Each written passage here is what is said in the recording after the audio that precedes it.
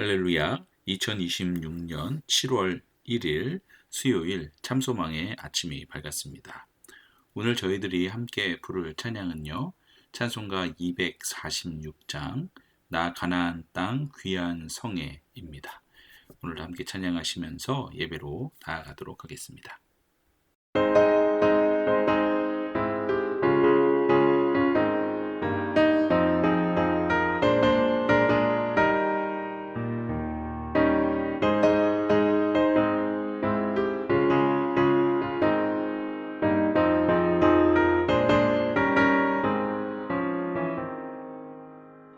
나 가나안 땅 귀한 성에 들어가려고 내 무거운 짐 벗어버렸네. 죄 중에 다시 방황할 일 전혀 없으니 저 생명 시냇가에 살겠네. 길이 살겠네. 나 길이 살겠네. 저 생명 시냇가에 살겠네.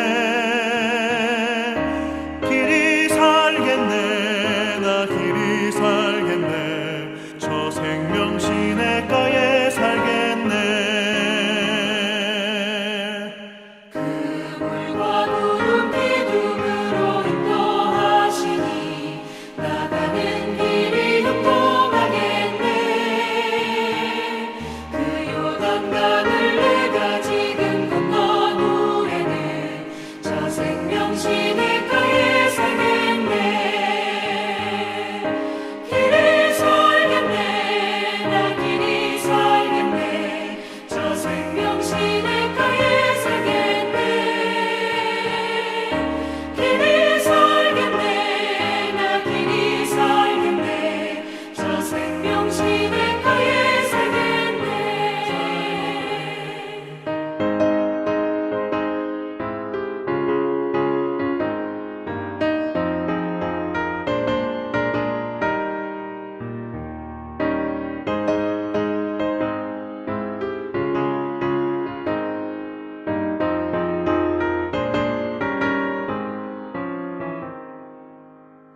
내 주린 영혼 만나로서 먹여주시니 그 양식 내게 생명 되겠네. 이후로 생명 양식 주와 함께 먹으며 저 생명 시냇가에 살겠네. 길이 살겠네. 나 길이 살겠네. 저 생명 시냇가에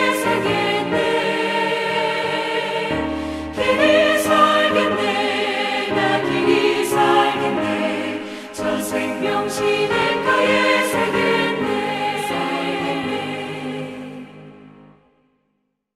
오늘 주님께서 우리들에게 주시는 말씀은 시편 1편 1절에서 6절까지 말씀입니다. 함께 봉독하도록 하겠습니다. 복 있는 사람은 악인들의 꾀를 따르지 아니하며 죄인들의 길에 서지 아니하며 오만한 자들의 자리에 앉지 아니하고 오직 여호와의 율법을 즐거워하여 그의 율법을 주야로 묵상하는도다. 그는 시냇가에 심은 나무가 철을 따라 열매를 맺으며 그 잎사귀가 마르지 아니함 같으니 그가 하는 모든 일이 다 형통하리로다. 악인들은 그렇지 아니하며 오직 바람에 나는 겨와 같도다. 그러므로 악인들은 심판을 견디지 못하며 죄인들이 의인들의 모임에 들지 못하리로다. 무릇 의인들의 길은 여호와께서 인정하시나 악인들의 길은 망하리로다. 아멘. 오늘도 새벽 기도회를 통해 하나님께 나아가시는 우리 참소망의 모든 성도들 가운데 하나님께서 허락하시는 참된 복의 의미를 깨닫고 또 위로도 받고 은혜를 받는 그런 하루 되시기를 축복합니다. 자, 우리는 고린도전서를 통해 교회를 향한 하나님의 뜨거운 마음과 거룩한 질서를 배웠습니다. 이제 오늘부터는 다시 시편의 세계로 들어갑니다. 종교개혁자 존 칼빈이 시편을 가리켜 이런 말을 했습니다. 모든 영혼의 해부학이라고 말이죠. 왜냐하면 이 시편은 인간이 느낄 수 있는 모든 감정, 그러니까 기쁨, 슬픔, 분노, 절망, 억울함, 그리고 환희까지 이 시편 안에 다 들어있기 때문에 그렇습니다. 자, 시편을 시작하기에 앞서 우리가 기억해야 하는 세 가지도 한번 언급해 드리고자 합니다. 우선 시편은 여러분들도 다 아시겠지만 총 150편으로 되어 있습니다. 하지만 사실 하나의 책이 아닙니다. 모세 오경처럼 총 5권으로 편집되어 있는 것이 이 시편입니다. 그리고 대부분의 성경은 하나님께서 선지자나 사도를 통해 우리에게 이렇게 하라라고 주신, 그러니까 쉽게 위에서 아래로 향하는 말씀이라 할 수 있는데, 이 시편은 반대라는 거예요. 고난과 눈물 속에서 성도들이 하나님을 향해 토해내는 아래에서 위로 향하는 기도와 찬양이라고 할 수 있습니다. 그런데 놀랍게도 하나님은 그 인간의 그 솔직한, 어찌 보면 탄식과 절규 이런 것들을 받으셔서 성경으로 삼아 주셨습니다. 시편을 그래서 우리가 묵상할 때 우리는 내 슬픔과 고통이 어떻게 기도가 되고 찬양이 되는지를 배우게 되는 것이죠. 그리고 이제 마지막 특징이라 할 수 있는 것이 시편의 방향성인데요. 탄식에서 찬양으로 바뀐다는 것입니다. 시편의 앞부분에는 보통 하나님 어느 때까지입니까? 하나님 왜 나를 버리십니까? 라고 하는 탄식하는 시가 참으로 많습니다. 그러나 뒤로 갈수록 이런 탄식들은 줄어들고 찬양이 많아지면서 마지막 150편에 가면 할렐루야라는 거대한 찬양으로 끝이 납니다. 어찌 보면 이것이 우리 신앙의 여정과도 같습니다. 지금 당장 눈물과 탄식으로 시작할지라도 우리가 기도의 자리를 지키다 보면 결국 우리 인생의 결론이 할렐루야, 찬양 이렇게 끝나게 될 것임을 우리가 시편을 통해 확인할 수 있는 것이죠. 자, 그렇다면 이 거대한 150편이나 되는 이 기도 문을 여는 첫 번째 관문인 시편 중에 시편 이 1편의 말씀을 묵상하도록 하겠습니다. 하나님께서는 이 짧은 시편을 통해서 우리가 살아가는 인생 앞에 두 가지 길이 있음을 지금 제시하고 계십니다. 무엇입니까? 의인의 길과 악인의 길입니다. 그리고 그 중간 어디에도 우리가 서 있어야 하는 자리는 없음을 분명히 보여주고 계십니다. 1절부터 6절까지의 말씀을 묵상하시면서 어느 길에 서실지를 우리가 반드시 묵상하고 결단하시기를 바랍니다. 먼저 1절 말씀입니다. 시편은 복 있는 사람이라는 이 가슴 벅찬 감탄사로 시작을 합니다. 여기서 우리는 복의 참된 의미를 이제는 우리가 다 알고 있어요. 다시 한번 이야기를 하자면 세상적인 성공이 절대 아니라는 것입니다. 하나님과의 올바른 관계를 맺음으로써 누리는 충만한 영적 번영을 뜻하는 것이죠. 이 복 있는 사람이라는 말이. 성경은 참된 복을 누리기 위해 먼저 우리가 단절해야 할 것들을 세 단계로 지금 경고하고 계십니다. 그게 지금 말씀에 다 들어있는 거예요. 첫 번째는 악인의 꾀를 쫓는 것, 곧 생각의 타락입니다. 죄는 언제나 여러분 생각에서 시작되잖아요. 하나님의 말씀이 아닌 자기 중심적이고 또 세속적인 가치관, 꾀를 말하죠. 이것을 기웃거리고 따라가다가는 안 된다는 것이죠. 이 단계를 지금 얘기하고 있습니다. 두 번째는 죄인의 길에 서는 것, 곧 행동의 습관화입니다. 생각이 타락하면 결국 삶의 방식으로 굳어지게 됩니다. 서 있다라는 것은 우리가 우연히 지나가는 것이 아니라 죄의 방식에 그대로 머물러 서서 아무 생각 없이 습관적으로 죄를 짓는 상태를 말합니다. 마지막 세 번째는 오만한 자의 자리에 앉아 있는 것, 곧 이제 완고한 영적 교만까지 내려간 단계입니다. 죄의 가장 깊은 수렁이라고 할 수 있죠. 이제는 아예 자리를 틀어 잡고 앉아서 하나님을 조롱하고 비웃는 교만한 상태에 이르게 되는 것이죠. 복 있는 사람은 이처럼 단계별로 굳어져가는 멸망으로 향하는 이 죄의 형태들을 단호하게 거부하고 끊어내는 사람이라 할 수 있는 것이죠. 자, 2절 말씀입니다. 1절이 죄의 모습들을 비우는 작업이라고 한다면 2절은 그 빈 자리에 생명을 채우는 작업이라 할 수 있습니다. 복 있는 사람의 가장 강력한 특징은 무엇입니까? 바로 하나님의 말씀을 대하는 태도에 있습니다. 먼저는 그 태도가 어찌해야 합니까? 먼저는 즐거워해야 합니다. 억지로, 의무감으로 성경을 읽는 것이 아니죠. 내 영혼을 살리는 하나님의 뜻을 깨닫는 것, 그리고 이 자체가 최고의 기쁨이 되는 것입니다. 즐거워야 하는 것이죠. 그리고는 그 말씀을 주야로 묵상하는 자가 되어야 합니다. 이런 태도로 바뀌어야 한다는 것이죠. 묵상하다를 원어로 보면 속으로 조용히 생각만 하는 것이 아니라 입술로 낮은 소리를 내어 가면서 읊조리는 것을 뜻합니다. 낮이나 밤이나 기쁠 때나 슬플 때나 하나님의 말씀을 입술에 달고 살면서 그 말씀으로 내 삶이 의미 있는 삶이 되도록 살아내는 자가 바로 복 있는 사람이라 할 수 있는 것이죠. 이렇게 말씀을 묵상하는 의인의 삶을 성경 3절은 오늘 본문 3절은 시냇가에 심은 나무로 묘사하고 있습니다. 여기서 기억해야 하는 것은 심은 나무인데요. 이 심은 나무란 우연히 심겨 자란 나무나 혹은 야생에서 우연히 자라난 나무가 아닙니다. 원어를 보면 누군가가 여기서 하나님이라 할 수 있겠죠. 의도적으로 목적을 가지고 시냇가 곁에 안전하게 옮겨 심었다는 뜻이 담겨 있습니다. 우리는 하나님의 전적인 은혜로 생명의 근원이신 그리스도 곁에 심겨진 심은 나무라는 것을 여러분 우리가 반드시 믿으시기 바랍니다. 하나님께서는 여러분들을 시냇가에 심으셨습니다. 그러하기 때문에 우리는 시절을 쫓아 과실을 맺게 되어 있습니다. 우리가 인생을 살아가는 동안 우리는 인생의 사계절을 경험합니다. 성공과 실패, 기쁨과 슬픔, 그런 것들을 경험하는 것이죠.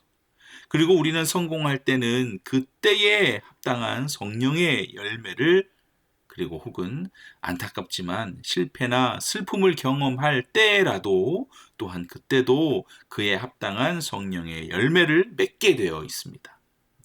가뭄과 같은 시련이 와도 잎사귀가 마르지 않는 것은 여러분 나무의 능력이 아니라 그 뿌리가 닿아 있는 시냇물의 능력이 있기 때문입니다.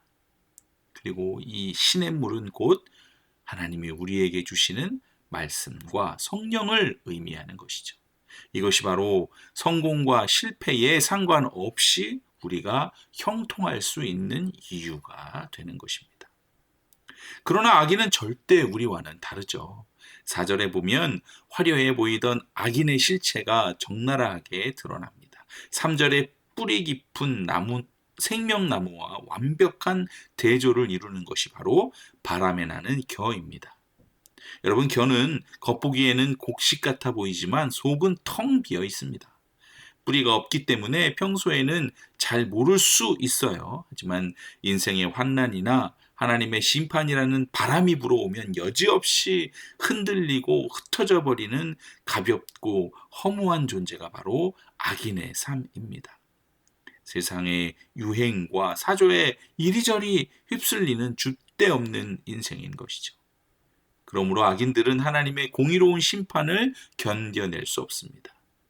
이 세상에서는 악인들이 의인들 틈에 섞여서 살잖아요. 그래서 어찌 보면 더 잘 사는 것처럼 보일 때도 있습니다. 하지만 하나님의 정한 때가 오면 마치 알곡과 쭉정이가 분리되듯 철저히 갈라지게 될 것입니다. 악인은 하나님을 찬양하고 영원한 생명을 누리는 그 의인의 모임, 곧 새 예루살렘에 결코 들어갈 자격을 얻지 못하고 영원히 배제되는 비극을 맞이할 것입니다. 자, 이제 마지막 6절입니다. 시편 1편의 결론이죠. 우리의 인생길을 평가하시는 최종 심판관은 오직 여호와 하나님 한 분뿐이십니다. 여기서 6절에서 보면 인정하다라는 단어가 있어요. 이것은 머리로 안다라는 정도의 뜻이 아닙니다. 부부 사이처럼 친밀하게 깊이 사랑하고 끝까지 책임지신다라는 언약적 돌봄을 의미합니다. 뭐가요? 인정하다라는 말이요. 하나님은 당신의 말씀을 사랑하며 걸어가는 성도들의 발걸음을 정말 눈동자처럼 지키시고 안아주십니다. 반면 자기가 삶의 주인이 되어 스스로 길을 개척할 줄 알았던, 성공할 줄만 알았던 그 악인의 길의 끝은 영원한 소멸, 곧 망하는 길뿐임을 선포하고 있는 것입니다. 자, 여기까지가 오늘 본문 말씀이었습니다. 자, 이제 함께 묵상했던 이 시편 1편의 말씀을 통해 마지막으로 은혜를 나누면서 말씀을 마치려 합니다. 성도 여러분, 오늘 시편 1편의 말씀을 묵상하며 그 시편 1편 말씀 앞에 서면 우리는 왠지 솔직하게 좌절하게 됩니다.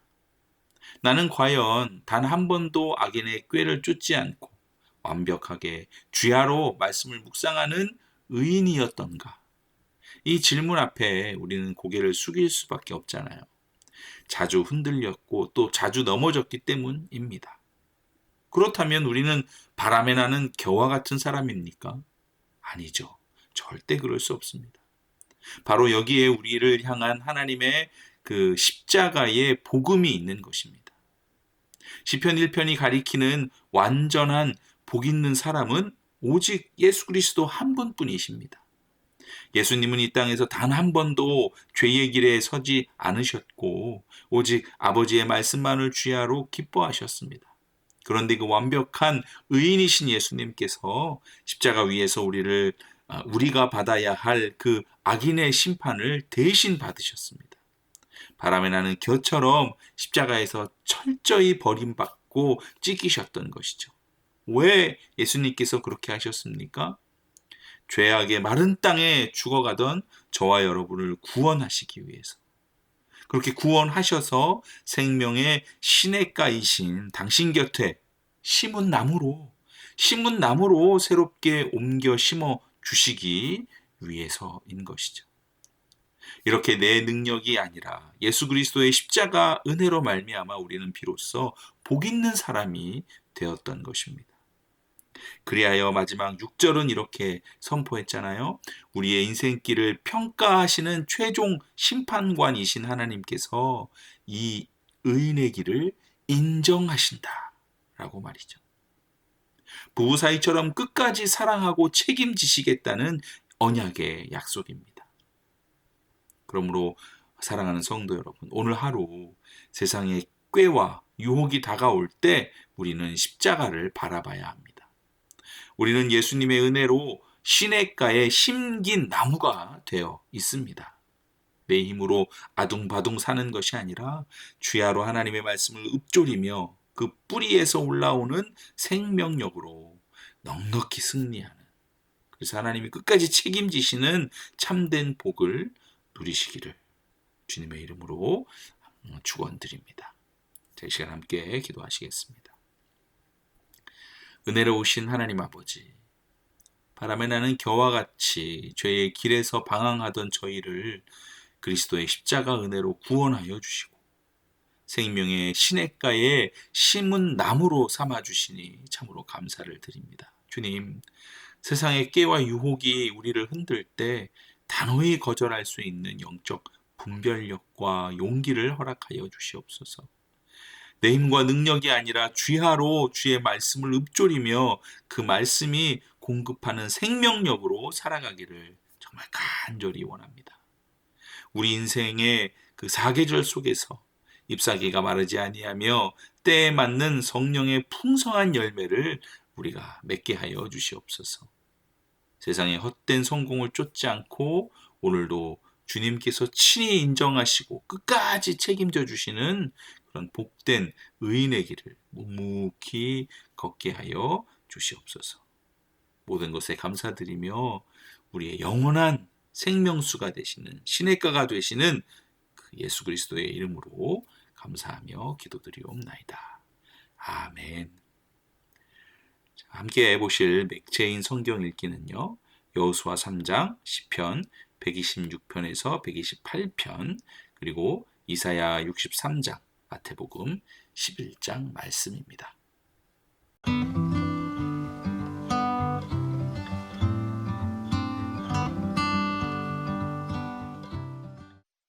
제 3장. 또 여호수아가 아침에 일찍이 일어나서 그와 모든 이스라엘 자손들과 더불어 시내로 떠나 요단에 이르러 건너가기 전에 거기서 유숙하니라.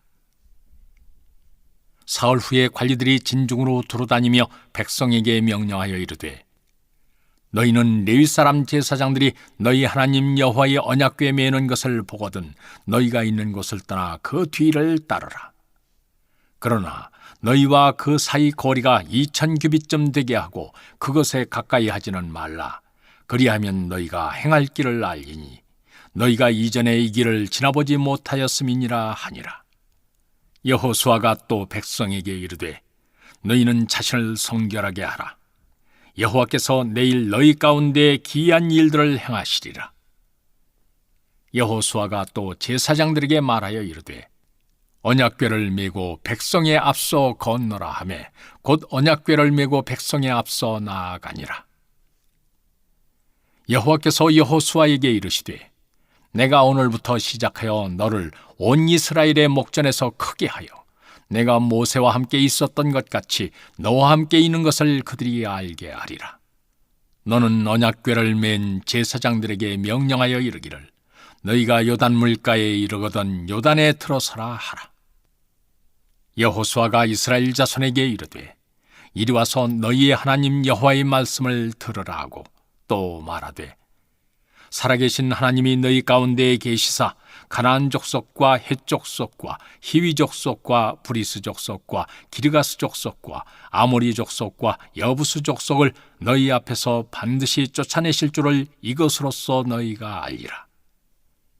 보라, 온 땅에 주의 언약궤가 너희 앞에서 요단을 건너가나니 이제 이스라엘 지파 중에서 각 지파에 한 사람씩 12명을 택하라. 온 땅에 주 여호와의 궤를 맨 제사장들의 발바닥이 요단물을 밟고 멈추면 요단물 곧 위에서부터 흘러내리던 물이 끊어지고 한 곳에 쌓여 서리라.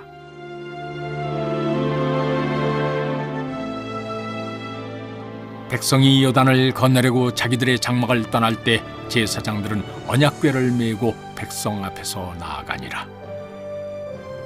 요단이 곡식 거두는 시기에는 항상 언덕에 넘치더라. 궤를 맨 자들이 요단에 이르며 궤를 맨 제사장들의 발이 물가에 잠기자 곧 위에서부터 흘러내리던 물이 그쳐서 사르단에 가까운 매우 멀리 있는 아담 성읍 변두리에 이르나 한 곳에 쌓이고 아라바의 바다 여매로 향하여 흘러가는 물은 온전히 끊어지매 백성이 여리고 앞으로 바로 건널세. 여호와의 언약궤를 맨 제사장들은 요단 가운데 마른 땅에 굳게 섰고 그 모든 백성이 요단을 건너기를 마칠 때까지 모든 이스라엘은 그 마른 땅으로 건너갔더라. 시편 126편. 여호와께서 시온의 포로를 돌려보내실 때에 우리는 꿈꾸는 것 같았도다. 그 때에 우리 입에는 웃음이 가득하고 우리 혀에는 찬양이 찼었도다. 그 때에 문나라 가운데에서 말하기를 여호와께서 그들을 위하여 큰 일을 행하셨다 하였도다. 여호와께서 우리를 위하여 큰 일을 행하셨으니 우리는 기쁘도다. 여호와여, 우리의 포로를 남방 시내들같이 돌려보내소서. 눈물을 흘리며 씨를 뿌리는 자는 기쁨으로 거두리로다. 울며 씨를 뿌리러 나가는 자는 반드시 기쁨으로 그 곡식단을 가지고 돌아오리로다. 시편 127편. 여호와께서 집을 세우지 아니하시면 세우는 자의 수고가 헛되며 여호와께서 성을 지키지 아니하시면 파수꾼의 깨어 있음이 헛되도다. 너희가 일찍이 일어나고 늦게 누우며 수고의 떡을 먹음이 헛되도다. 그러므로 여호와께서 그의 사랑하시는 자에게는 잠을 주시는도다. 보라, 자식들은 여호와의 기업이요 태의 열매는 그의 상급이로다. 젊은 자의 자식은 장사의 수중의 화살 같으니 이것이 그의 화살통에 가득한 자는 복되도다. 그들이 성문에서 그들의 원수와 담판할 때에 수치를 당하지 아니하리로다. 시편 128편. 여호와를 경외하며 그의 길을 걷는 자마다 복이 있도다. 네가 네 손이 수고한 대로 먹을 것이라. 네가 복되고 형통하리로다. 내 집 안방에 있는 내 아내는 결실한 포도나무 같으며 내 식탁에 둘러앉은 자식들은 어린 감람나무 같으리로다. 여호와를 경외하는 자는 이같이 복을 얻으리로다. 여호와께서 시온에서 내게 복을 주실지어다. 너는 평생에 예루살렘의 번영을 보며 내 자식의 자식을 볼지어다. 이스라엘에게 평강이 있을지로다. 제 63장. 에돔에서 오는 이 누구며 붉은 옷을 입고 보스라에서 오는 이 누구냐. 그의 화려한 의복 큰 능력으로 걷는 이가 누구냐. 그는 나이니 공의를 말하는 이요 구원하는 능력을 가진 이니라. 어찌하여 내 의복이 붉으며 내 옷이 포도즙 틀을 밟는 자 같으냐. 만민 가운데 나와 함께 한 자가 없이 내가 홀로 포도즙 틀을 밟았는데 내가 너로 말미암아 무리를 밟았고 분함으로 말미암아 짓밟았으므로 그들의 선혈이 내 옷에 튀어 내 의복을 다 더럽혔음이니 이는 내 원수 갚는 날이 내 마음에 있고 내가 구속할 해가 왔으나 내가 본즉 도와주는 자도 없고 붙들어주는 자도 없으므로 이상하게 여겨 내 팔이 나를 구원하며 내 분이 나를 붙들었음이라.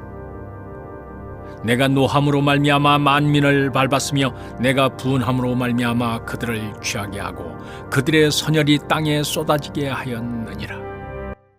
내가 여호와께서 우리에게 베푸신 모든 자비와 그의 찬송을 말하며 그의 사랑을 따라 그의 많은 자비를 따라 이스라엘 집에 베푸신 큰 은총을 말하리라.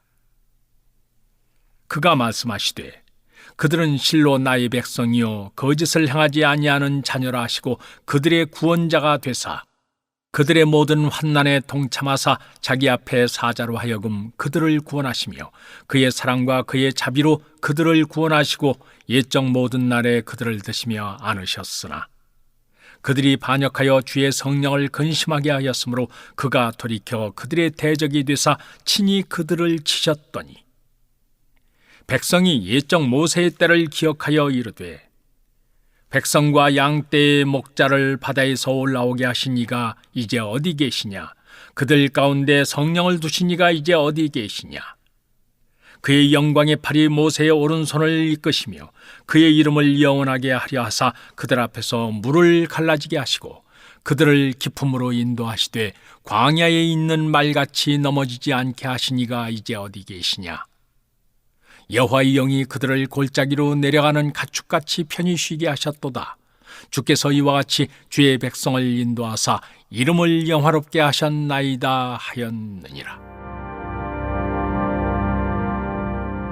주여, 하늘에서 굽어 살피시며 주의 거룩하고 영화로운 처소에서 보옵소서.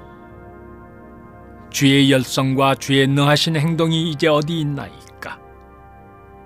주께서 베푸시던 간곡한 자비와 사랑이 내게 그쳤나이다. 주는 우리의 아버지시라. 아브라함은 우리를 모르고 이스라엘은 우리를 인정하지 아니할지라도 여호와여, 주는 우리의 아버지시라. 옛날부터 주의 이름을 우리의 구속자라 하셨거늘. 여호와여, 어찌하여 우리로 주의 길에서 떠나게 하시며 우리의 마음을 완고하게 하사 주를 경외하지 않게 하시나이까? 원하건대 주의 종들 곧 주의 기업인 지파들을 위하사 돌아오시옵소서. 주의 거룩한 백성이 땅을 차지한 지 오래지 아니하여서 우리의 원수가 주의 성소를 유린하였사오니 우리는 주의 다스림을 받지 못하는 자 같으며 주의 이름으로 일컬음을 받지 못하는 자 같이 되었나이다. 제 11장. 예수께서 12 제자에게 명하기를 마치시고 이에 그들의 여러 동네에서 가르치시며 전도하시려고 거기를 떠나가시니라.